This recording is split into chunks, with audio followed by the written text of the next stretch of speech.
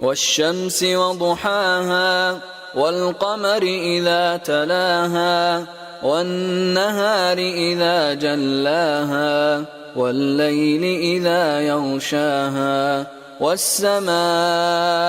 وما بناها والأرض وما طحاها ونفس وما سواها فألهمها فجورها وتقواها قد أفلح من زكاها وقد خاب من دساها كذبت ثمود بطغواها إذ انبعث أشقاها فقال لهم رسول الله ناقة الله وسقياها